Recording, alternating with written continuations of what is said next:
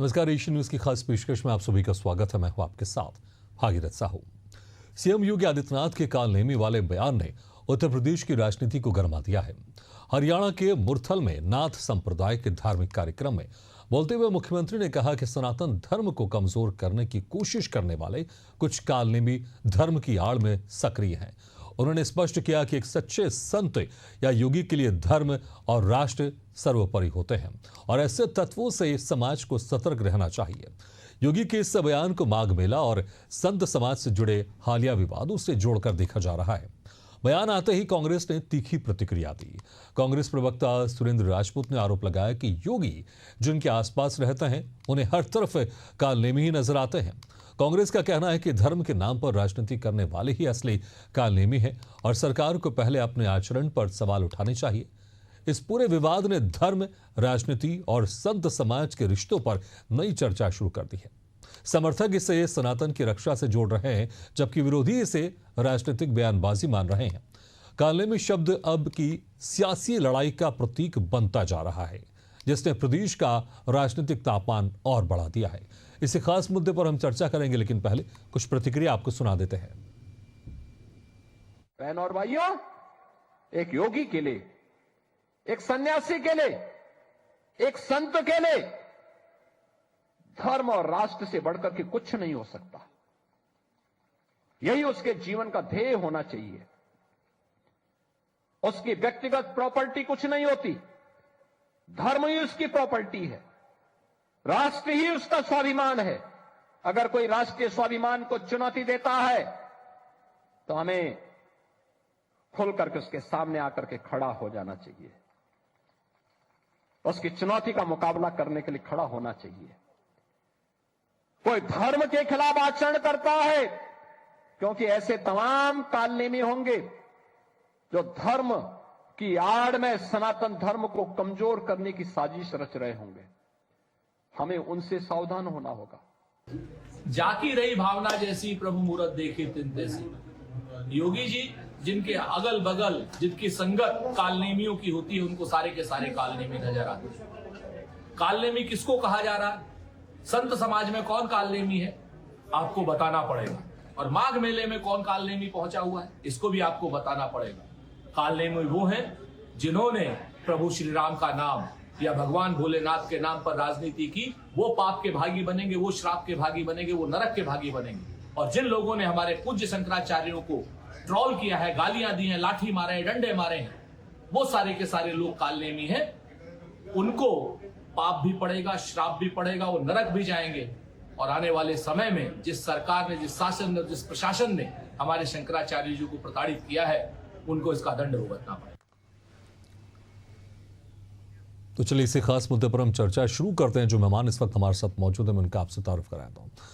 हमारे साथ हैं सपा प्रवक्ता अशोक कुमार गुप्ता जी, और हमारे साथ कांग्रेस और बीजेपी के प्रवक्ता भी जुड़ेंगे। जैसे ही जुड़ेंगे हम उनका भी स्वागत करेंगे और इनको भी चर्चा में शामिल करेंगे। सबसे पहले डॉक्टर अशोक कुमार गुप्ता जी, आपके पास आना चाहूंगा। देखिए, जिस तरह से बयान सामने आया, उस बयान के बाद सियासी घमासान तो शुरू हो गया है और हमने देखा अखिलेश यादव ने फोन करके अभी मुक्तेश्वर आनंद जी को भी फोन किया, उनसे बातचीत की, और हमको वो तस्वीर भी याद है जब आपकी सरकार में उनके ऊपर लाठी डंडों से उनकी पिटाई की गई थी। वो तस्वीर आज भी याद है। भले उसके बाद उन्होंने माफी मांगी, लेकिन वो तस्वीर आज भी सामने आती है। बीजेपी आरोप लगाती है कि जिस तरह से आपकी सरकार में उनके ऊपर लाठीचार्ज किया गया और फिर अब आप उन लोग के समर्थन में खड़े हो गए, और लेकिन यहां तो लाठीचार्ज भी नहीं हुआ है।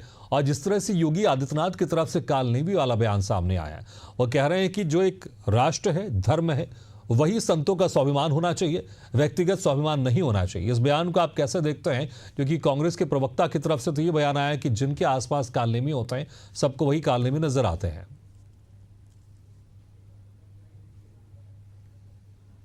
देखिए, हम समाजवादी लोग वेद, शास्त्र और धर्म, गुरु, साधु, संत और शंकराचार्य को मानने वाले लोग हैं। हमारा देश ही गुरु और शिष्य का देश है। जो हमारे देश के चारों कोने में 4 शंकराचार्य बैठे हैं, जब जब हमारे देश पर किसी प्रकार की आपत्तियां आती है तो वो अपने जाप और मंत्रों से हम लोगों का रक्षा करते हैं। जिस तरीके से आज भारतीय जनता की पार्टी की सरकार और उनके प्रशासन माघ मेला में हमारे शंकराचार्य अभी मुक्तेश्वर सरस्वती महाराज जी के साथ अन्याय और अत्याचार किया है। मौनी अमावस्या के दिन उनको गंगा स्नान नहीं करने दिया है, त्रिवेणी घाट नहीं जाने दिया गया है। ये बहुत घोर निंदनीय है। इसकी जितनी निंदा की जाए उतनी कम है।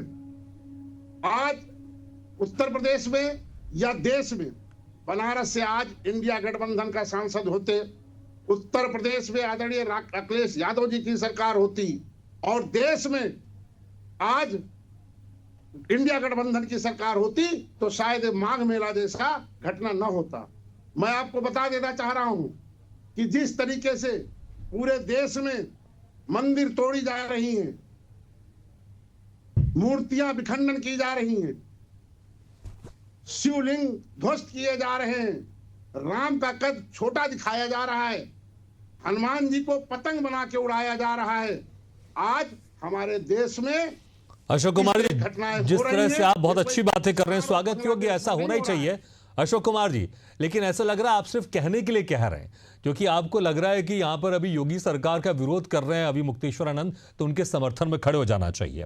लेकिन जब आपकी पार्टी में स्वामी प्रसाद मौर्य ने रहते हुए यह बयान दिया था कि रामचरितमानस को बैन कर देना चाहिए, उस वक्त तो आप लोग की तरफ से कोई विरोध प्रदर्शन देखने को नहीं मिला। तो जब आपके पार्टी के नेता कभी वो सनातन धर्म के खिलाफ बयान देते हैं, उस वक्त आपके नेता विरोध नहीं करते, ना उनको पार्टी से हटाते हैं। हमारे राष्ट्रीय अध्यक्ष जी ने स्वामी प्रसाद मौर्य जी को बाहर का रास्ता दिखाने का काम किया है। आज हम लोग संत समाज के साथ खड़े हैं। जो ये अधर्म, लेकिन जब तक वो आपके पार्टी में थे, इस तरह का बयान देते रहे और बहुत समय लग गया उनको पार्टी से हटाने में। देखिए, हम क्या बता रहे हैं आपसे, हमारे संत समाज पे जो अन्याय करेगा, अधर्म करेगा, हम उसके विरोध में रहेंगे। आज जितनी घटनाएं हमारे संतों के साथ हो रही हैं, ये बांग्लादेश और पाकिस्तान में नहीं हो रही, हमारे ही हिंदुस्तान में हो रहा है, हमारे माघ मेला में हो रहा है। आज बताइए, अभी हमारे शंकराचार्य जी बीमार है, अभी भी मुझे पता लगा है, उनका इलाज सही से नहीं हो रहा है। आखिर में ये सरकार क्या करना चाह रही है हमारे शंकराचार्य के साथ? ये सवाल तो मैं पूछूंगा, बीजेपी के प्रवक्ता भी हमारे साथ जुड़े, मैं उनसे पूछूंगा, लेकिन मैं आपकी भी तो बात करूंगा, क्योंकि जिस तरह से आप बिल्कुल खंभ ठोक कर कह रहे थे कि हम साधु संतों के साथ खड़े हैं, सनातन धर्म के साथ खड़े हैं, लेकिन जब आप ही के नेता जब आपके पार्टी में वो थे और अभी भी कुछ नेता ऐसा बयान देते हैं जो सनातन धर्म के खिलाफ होता है, उस वक्त तो आप लोग बिल्कुल चुप्पी साध लेते हैं। उस वक्त तो फिर आप लोग पीडीए की बात करना शुरू कर देते हैं। भले आप लोग पीडीए का आप लोग ने मतलब चेंज कर दिया है, लेकिन उस वक्त आप लोग शांत रहते हैं। धर्म को मानते, हिंदू, मुस्लिम, सिख, ईसाई सब धर्म को मानते हैं। हम लोग इस बात का विरोध करते हैं कि हमारा हिंदुस्तान एक गुलिस्ता है और एक कई तरह के फूलों का एक बुके है और इसमें सबका सम्मान होना चाहिए। और ये धर्म के झूठे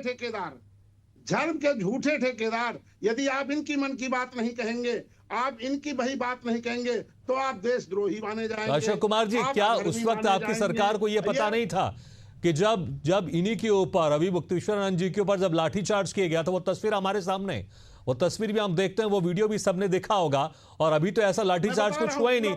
अभी तो प्रशासन ये कह रहा है कि हम तो चाहते हैं कि वो जाए स्नान कर लें। उन्होंने तो सिर्फ उनकी पालकी को रोका था कि आपको यहां से पैदल जाना चाहिए। जितने सारे लोग बड़े साधु संत आते हैं वो यहां से पैदल जाते हैं, पैदल जाने को लेकर विवाद हुआ, लेकिन वो लाठीचार्ज तो आपकी सरकार में हुआ था। मैं बताना चाह रहा हूं, हाई कोर्ट इलाहाबाद बेंच का एक डिसीजन आया था कि मूर्तियों को नदी में नहीं डाला जाएगा, गंगा में नहीं डाला जाएगा। इस पर कुछ काले कारनामा करने वाले अधिकारी बिना सूचना के उन्होंने हमारे शंकराचार्य के ऊपर लाठीचार्ज किया। जब हमारे राष्ट्रीय अध्यक्ष जी को तत्कालीन मुख्यमंत्री आदरणीय अखिलेश यादव जी की जानकारी मिली, तो हरिद्वार में जाकर के, हरिद्वार के कुंभ मेले में जाकर के हमारे आदरणीय राष्ट्रीय अध्यक्ष जी ने उनसे, ठीक है, बीजेपी के प्रवक्ता केसी जैन जी जुड़ गए हमारे साथ, उनको भी शामिल कर लेते डिबेट में, ठीक है। और यही सवाल मैं उनसे ले लेता हूं। केसी जैन साहब, देखिए, आप लोग भी चर्चा करते हैं, आप लोग भी कहते हैं कि सपा सरकार में अभी मुक्तेश्वरानंद जी के ऊपर लाठीचार्ज हुआ, बिल्कुल सत्य, इसमें कोई दो राय नहीं है। लेकिन यह भी सत्य है कि उसके बाद जाकर साष्टांग उन्होंने प्रणाम किया, माफी भी मांगी, और यही बात अभी सपा के प्रवक्ता भी कह रहे हैं। और यहां पर पिछले 5 दिनों से धरने पर बैठे हुए हैं अभी मुक्तेश्वरानंद जी, और वो ये कह रहे हैं कि मेरे पास कोई अभी तक नहीं आया है, शासन प्रशासन की तरफ से कोई आ जाएगा, अपनी गलती मान लेगा तो मैं जाके गंगा स्नान कर लूंगा।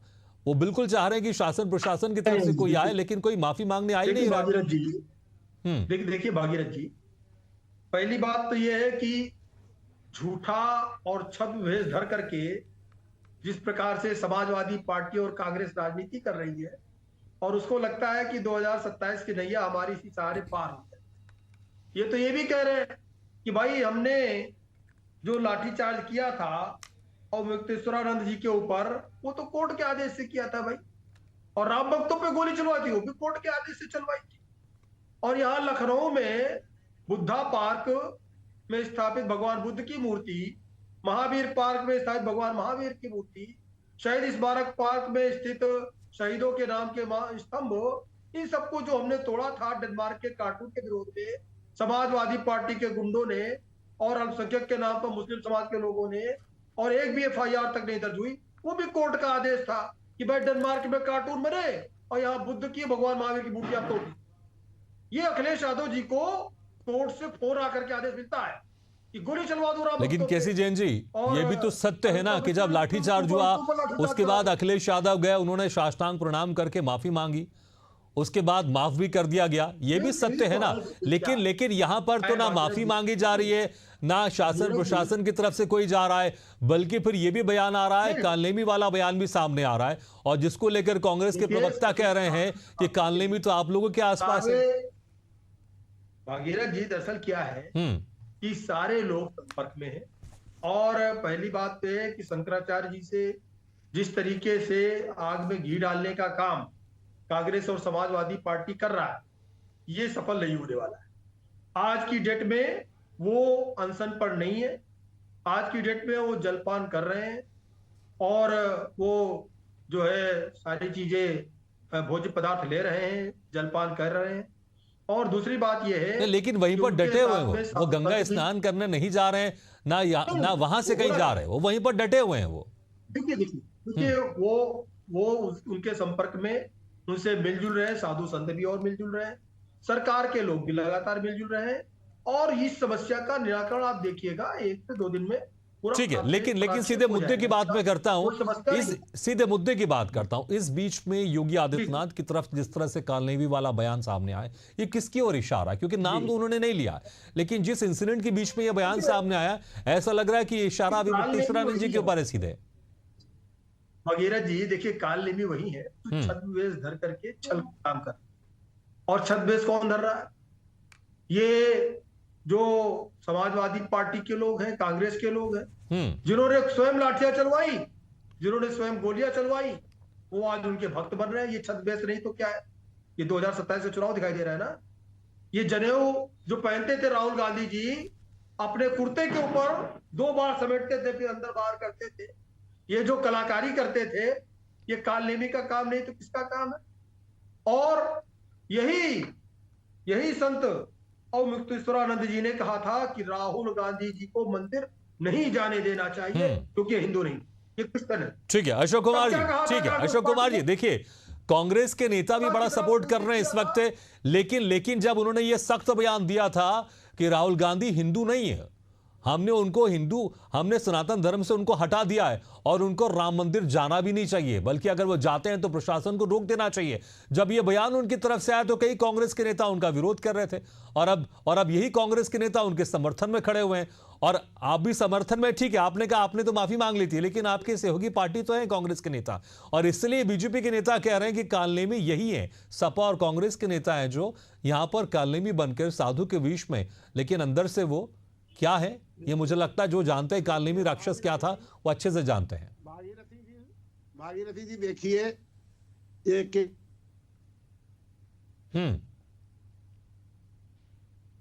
अशोक जी, आपको मेरी आवाज आ रही है? चलिए, लगता है उनका संपर्क हमसे टूट गया है। केसी जैन साहब, देखिए मुझे लगता है कि अक्सर लोगों को पता ही कि कालनेमी कौन राक्षस था, जिसने भगवान हनुमान जी का रास्ता रोका था, साधु के वेश में था, वो राक्षस ही, लेकिन साधु का वेश ही उसने धरा था। लेकिन जिस तरह से यहां पर ये बयान का इस्तेमाल किया गया, साथ में ये भी संदेश दिया जा रहा है योगी आदित्यनाथ जी की तरफ से कि संतों के लिए राष्ट्र और धर्म सर्वोपरि होना चाहिए, व्यक्तिगत स्वाभिमान से बड़ा होना चाहिए। तो ये जितना सारा इंसिडेंट हो रहा है, जितना ये सारा घटनाक्रम हो रहा है माघ मेले में, 5 दिनों से अपने स्थान पर डटे हुए हैं, ना गंगा स्नान कर रहे हैं, ना वहां से जा रहे हैं अपने अनुयायियों के साथ। इस बीच में यह बयान क्या आपको लगता है कि आवश्यक है? क्योंकि विपक्षी पार्टी इस बयान को लेकर बीजेपी पर सीधा आरोप लगा रही है, और हमने देखा है जिस तरह से आप लोग बिल्कुल मुखर होकर कांग्रेस और सपा पर आरोप लगाते थे, वही सेम आरोप सपा और कांग्रेस वाले आपके ऊपर लगा रहे हैं, सनातन धर्म के अपमान का आरोप लगा रहे हैं। देखिए भगीरथ जी, पहली बात तो ये कि साधु संतों का अपमान हिंदुत्व में है ही नहीं। और ये लोग तो स्वयं कहते थे कि भाई ये संविधान बदल देंगे। संविधान में क्या बदलना था कि संविधान की रूपरेखा बदल करके हिंदू राष्ट्र घोषित कर देंगे। ये स्वयं कह रहे थे कि हिंदू राष्ट्र के समर्थक है ये, जो संत कहते हैं हिंदू राष्ट्र बनाएंगे उनका ये सम्मान करते हैं। और आज ये क्या कह रहे हैं? आज ये कह रहे हैं हिंदुओं के विरोधी हैं। तो दो बातें कैसे हो सकती है? कांग्रेस और समाजवादी पार्टी ठीक, केसी जैन साहब, राजनीतिक बयान को अगर अलग रख देते हैं, केसी जैन साहब, राजनीतिक बयान को अगर अलग रख देते हैं, लेकिन अभी मुक्तेश्वरानंद खुद बार बार ये बयान दे रहे हैं, आप उनको कैसे डिफेंड करेंगे? आप कह रहे हैं कि कोई अपमान नहीं हुआ, लेकिन लगातार वो बयान दे रहे हैं। कहीं ना कहीं ये जरूर जा रहा है कि मिसकम्युनिकेशन हुआ है। जो भी हुआ है उसमें कहीं ना कहीं सरकार या शासन या प्रशासन की विफलता थी कि इन चीजों को वो मैनेज नहीं कर पाए, क्योंकि 5 दिन से लगातार इस पर विवाद अभी भी बना हुआ है, और सुलझेगा कैसे ये अभी भी नहीं समझ में आ रहा है। देखिए भगीरथ जी, कि जगत गुरु रामभद्राचार्य जी ने भी कहा है कि साधु संतों को हठ नहीं करना चाहिए। और शंकराचार्य जी को क्या कहा जाता है? शंकराचार्य जी मतलब भगवान शिव के रूप के समान। उनकी ऐसी ही आराधना और पूजा भी होती है पूरे हिंदुस्तान में नहीं, अगर पूरे विश्व में कहीं पे भी कोई हिंदू सनातन धर्म का कोई भी बैठा है तो वो इसी तरीके से मानता है कि जैसे भगवान शिव का प्रतिरूप हो। तो ऐसे में भगवान शिव ने क्या किया था? भगवान शिव ने संसार को बचाने के लिए जो जितना भी विष निकला समुद्र मंथन में, उसको तो कंठ में धारण कर लिया था। और यहाँ पे क्या हो रहा है? हम कहते हैं अगर कोई मिसकम्युनिकेशन हुआ भी है तो उन सारी बातों को समाप्त करना चाहिए, आगे बढ़ना चाहिए। आखिर आप देखिए केसी जैन जी, लेकिन कुछ पहल होते हुए नहीं दिखाई दे रही है।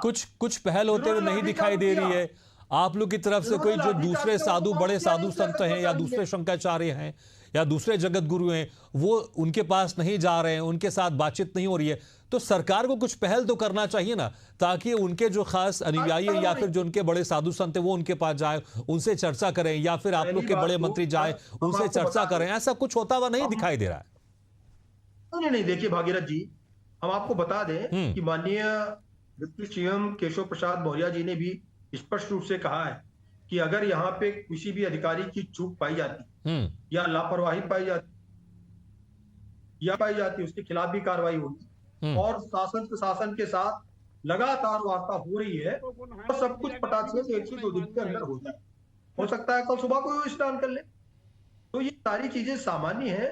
लेकिन अगर शंकराचार्य जी लाठीचार्ज, ठीक है, आप कह रहे हैं कि कोशिश की जा रही है, बातचीत हो रही है, लेकिन सिर्फ बयान सामने आ रहा है। अशोक कुमार गुप्ता जी, क्या आपको लग रहा है कि कुछ प्रयास दिख रहा है जमीन में जहां पर इस समस्या का समाधान होगा?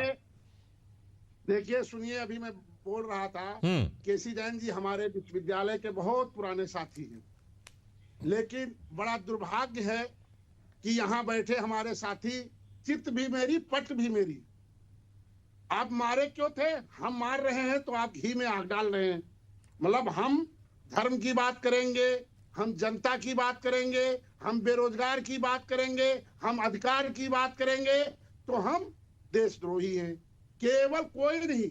आपको बता दे भागीरथी जी, जो इनके मन की बात, इनसे ये पूछ लीजिए कि योगी जी, मोदी जी तानाशाह हैं कि ये देश के सेवक हैं। इनको जनता ने सेवा करने के लिए बताया था। जो इनके बात को नहीं मानेगा, इनकी बात को विरोध करेगा, उसको ये तुरंत देशद्रोही बना देंगे, उसको जेल में डाल देंगे, चाहे वो हमारे शंकराचार्य जी हो, चाहे आम जनता हो। चलिए, लेकिन ये मुझे लगता है वाइस वर्सा है, ये आप लोग की तरफ से भी है, क्योंकि अभी जब कुछ दिन पहले अभी मुक्तेश्वरानंद जी जब राहुल गांधी को लेकर बयान दे रहे थे तो कांग्रेस के नेता उनका विरोध कर रहे थे। उनके कुछ नेता तो ये कर रहे, कौन शंकराचार्य, कौन है? और उनके स्टेटस की बात कर रहे थे, लेकिन अब वही कांग्रेस के नेता इनके समर्थन में खड़े हो गए। तो मुझे लगता है ये राजनीति है, जिनको सूट होती है वो जरूर करते हैं, और राजनीति पार्टी जरूर राजनीति करती है, लेकिन मुझे लगता है धर्म को बिल्कुल अलग रखना चाहिए। चलिए, हमारा भी समय समाप्त हो गया। बहुत बहुत शुक्रिया अशोक कुमार गुप्ता जी, केसी जैन जी, शुक्रिया हमारे खास चर्चा में शामिल होने के लिए। तो पिछले 5 दिन से विवाद लगातार बना हुआ है, और अब इस बयान के बाद, कालनेमी वाले बयान के बाद विपक्ष को एक मौका मिल गया है और योगी सरकार को घेरने का। लेकिन बड़ा सवाल यह है कि समस्या का समाधान कैसे होगा। जो ये 5 दिन से अभी मुक्तेश्वरानंद वहां पर बैठे हुए हैं, डटे हुए हैं, कैसे वो मानेंगे और कैसे शासन प्रशासन उनको मनाएगा, ये देखने वाली बात होगी। इसी के साथ हमारे खास पेशकश में फिलहाल इतना, लेकिन खबरों का सिलसिला लगातार जारी, आप देखते रहिए एशियन न्यूज।